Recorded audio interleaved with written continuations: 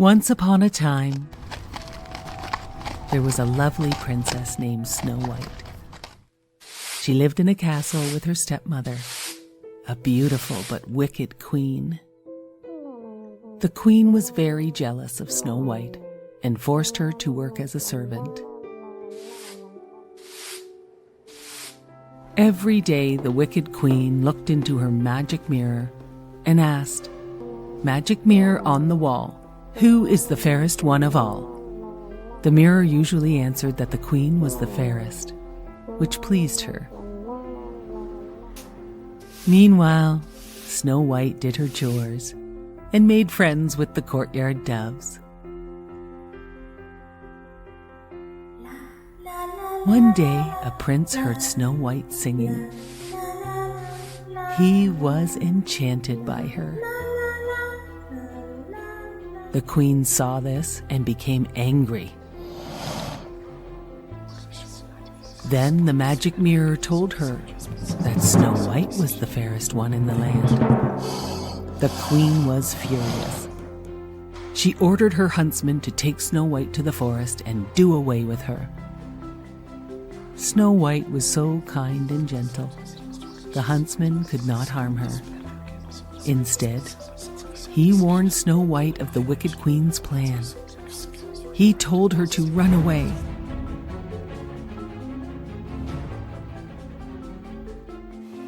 Snow White ran deep into the dark forest, alone and scared.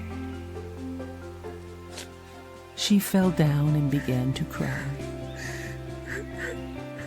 The woodland animals heard her and came out to comfort her. They told her everything will be all right, and they showed her to a tiny cottage. There were 7 beds in the cottage, with 7 names on them: Doc, Happy, Sneezy, Dopey, Grumpy, Bashful, and Sleepy. Snow White thought to herself, what funny names for children, and laid down on a bed and fell asleep. In the meantime, 7 dwarves were on their way home from a long day at work. When they got home to their cottage, they found Snow White asleep in one of their beds. "Why, it's a girl!" they all said. Snow White woke up and said, "How do you do?" She told them her story of the wicked queen. The dwarf said she could stay with them.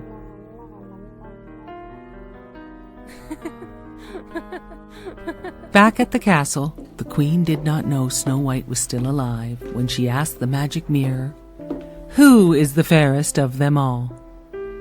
The mirror answered, "Snow White is the fairest of them all." The wicked queen was angry. "I will find her and poison her." The wicked queen disguised herself as an old woman and headed to the 7 dwarfs' cottage.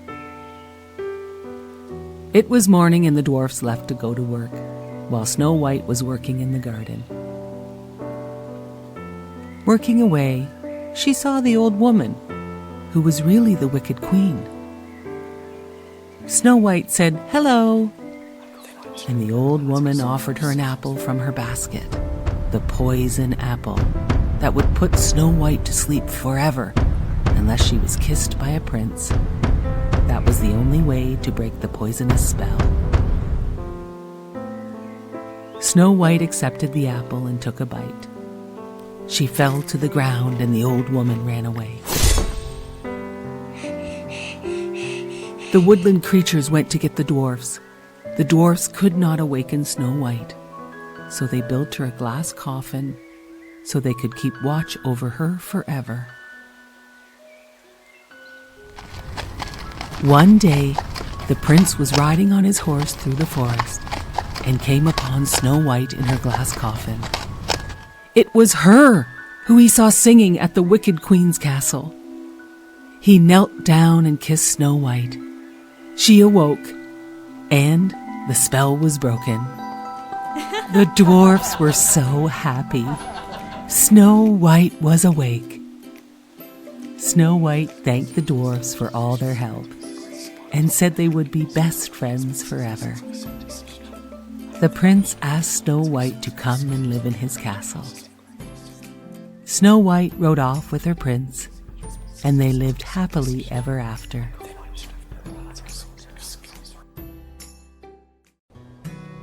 This is the story of Princess Elsa and Princess Anna.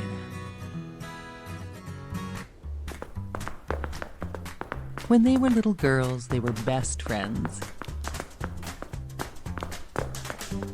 Princess Anna was one of the only people in the world that knew Princess Elsa's secret. Elsa had the special power to make snow and ice. One night, Elsa used her secret power and filled the grand ballroom with snow so the sisters could play.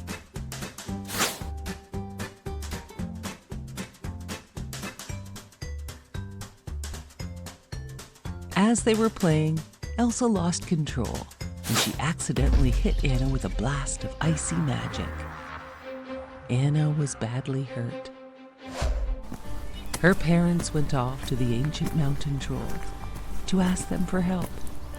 The wisest old troll told them that Anna could be saved, and that she was lucky to have been hit in the head and not in her heart. As the years passed, Anna forgot about that night. To keep Elsa's special gift a secret from everyone else, their parents surrounded the castle with walls and never let anyone inside. It seemed whenever Elsa had strong feelings, her magic powers would spill out. Elsa never wanted to hurt her sister again, so she stopped playing with Anna. Anna became very lonely. Even after their parents were lost, the two sisters didn't spend any time playing together. Years later, it was time for Elsa to become queen.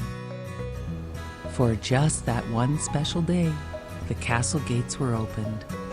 Hundreds of guests attended Elsa's coronation ceremony.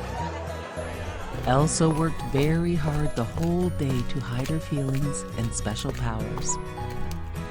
At the party, Anna danced with a handsome prince. He made her heart flutter. They fell in love and decided to marry.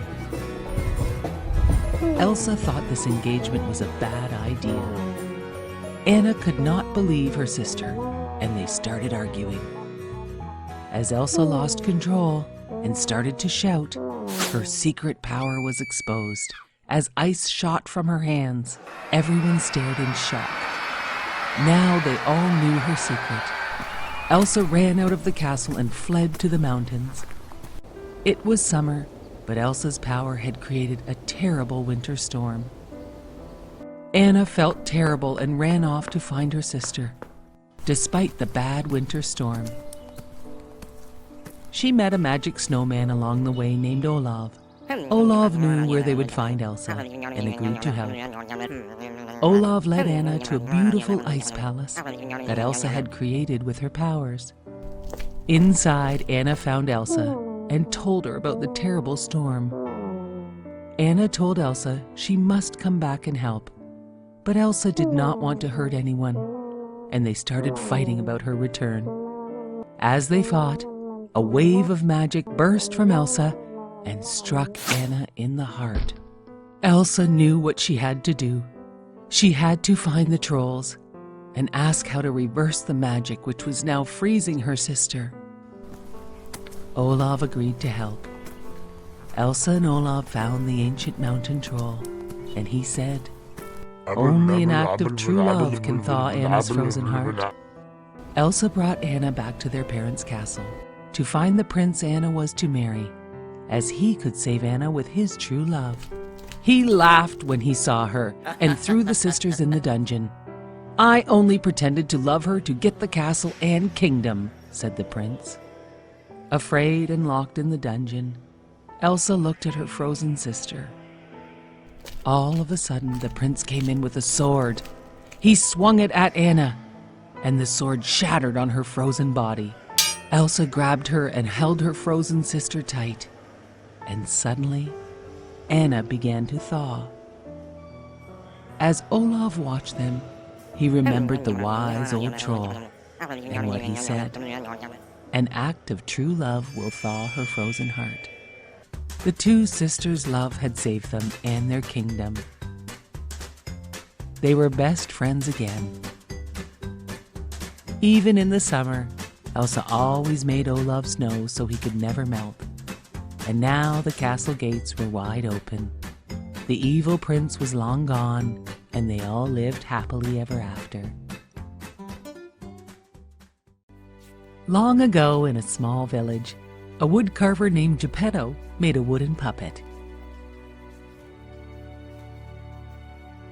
It looked so much like a real boy that Geppetto gave it a name, Pinocchio. The old man was so happy, he showed the puppet to his cat Figaro and his goldfish Cleo. As Geppetto showed his puppet to his dear pets, a small cricket named Jiminy Cricket snuck into Geppetto's house to have a warm night's sleep.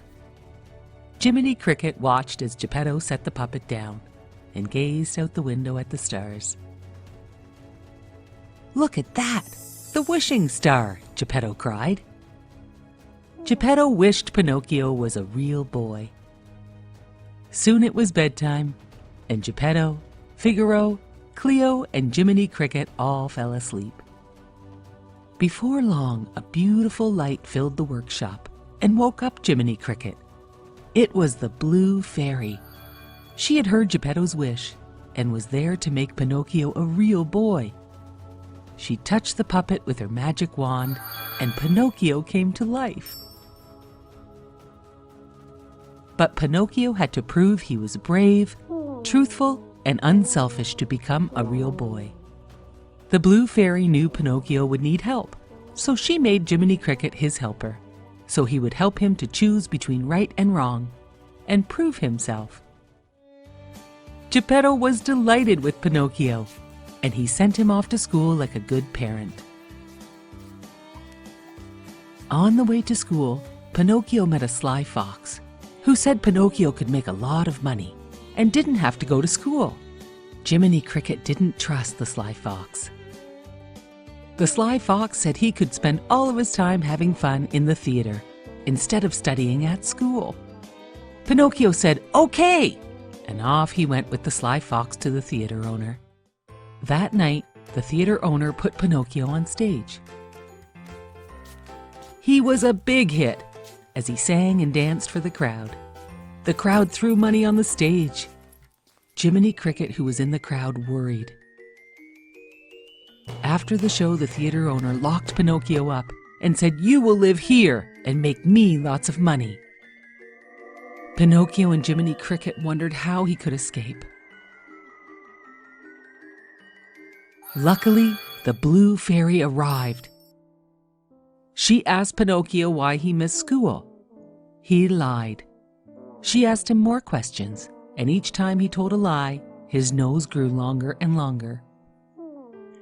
The Blue Fairy reminded him to tell the truth if he wanted to be a real boy. Pinocchio promised he would tell the truth. She fixed his nose and set him free. The next day, Pinocchio met the sly fox again. The sly fox convinced Pinocchio to not go to school, but instead play and have fun all day. Pinocchio followed the fox, not returning home after regular school time. Geppetto was worried and went to look for Pinocchio. Geppetto sailed his boat to search for Pinocchio, and he was swallowed up by a huge whale. When Pinocchio returned home from playing all day, he found this out, and he knew he must save Geppetto. Pinocchio and Jiminy Cricket found the huge whale, and they teased him with the fish. The whale grabbed the fish, the pole, Pinocchio, and Jiminy Cricket, and they were all swallowed into his belly. They found Geppetto in the whale's belly too. They must find a way to escape from the whale. They decided they would make the whale sneeze, and they would all escape when the whale opened his mouth. It worked. But when the whale saw them in the water, he thrashed around, knocking everyone about. Pinocchio had to grab Geppetto to save him. After a while, the water settled down and Geppetto and Jiminy Cricket awoke on the beach. They found Pinocchio lying lifeless on the rocks. Geppetto was heartbroken, and he carried his son home in his arms, convinced he had lost Pinocchio forever. Back in the workshop, Geppetto and Jiminy Cricket cried, and then all of a sudden, the blue fairy appeared. She touched her wand on Pinocchio and said, "Awake!" Pinocchio awoke, and the blue fairy said, "By saving Geppetto, you have proven yourself to be brave, truthful, and unselfish." "I am a real boy!" shouted Pinocchio.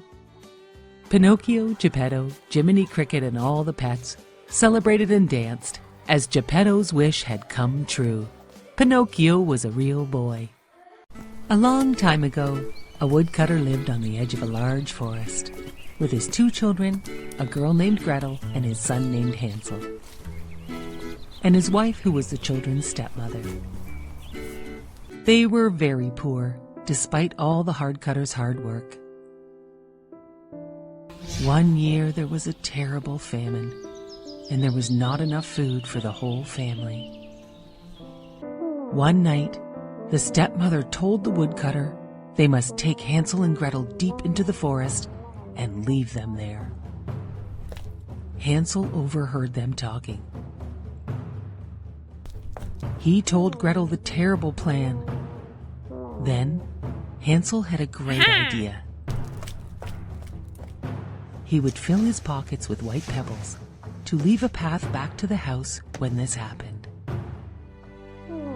The next morning, the stepmother said they all had to go into the woods to gather firewood. As they walked deeper and deeper into the woods, Hansel dropped his white pebbles to mark the path back to their house.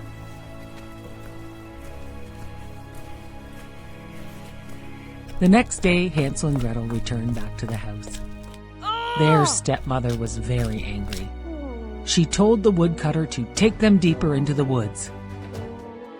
This time, Hansel marked their path with breadcrumbs from his pocket so they could find their way home. In the morning, there were no breadcrumbs. The woodland animals had eaten them all. Hansel and Gretel began to walk through the forest, and suddenly, they could not believe their eyes. They found the most amazing house, made of gingerbread, with a roof of icing and windows made of sugar.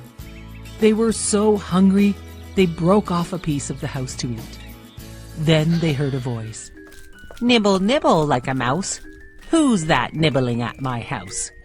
The door opened, and an old woman leaning on a cane frightened Hansel and Gretel. The woman then smiled and invited Hansel and Gretel into her house for a delicious dinner of pancakes and apples. After dinner, she said they could stay for the night, and she made up the beds for them, as sweet and kind as any grandmother. The children had no idea the old woman was really a wicked witch. Before Hansel and Gretel awoke the next morning, the wicked witch carried Hansel to a cage she had built and locked him inside. "Now I can fatten you up so I can eat you." The witch made Gretel cook, so Hansel would grow plump. The children cried and begged to be set free, but the wicked witch just laughed at them. Every day the wicked witch, who could not see very well, wanted to feel Hansel's fingers through the bars of the cage, so she could feel how plump he was getting, plump enough to eat. But Hansel cleverly only gave her an old bone to feel. She thought he was always much too thin for her to eat.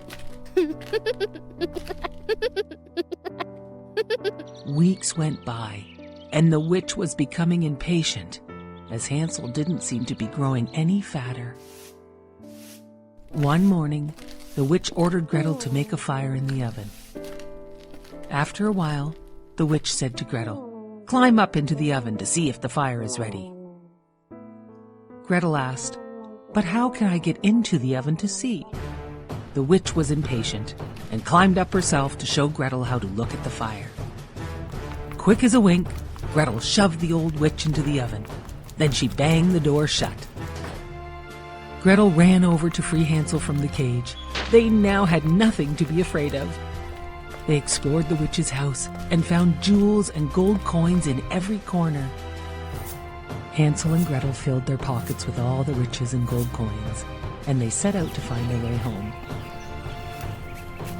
They walked for a long time and finally came to the edge of a big lake.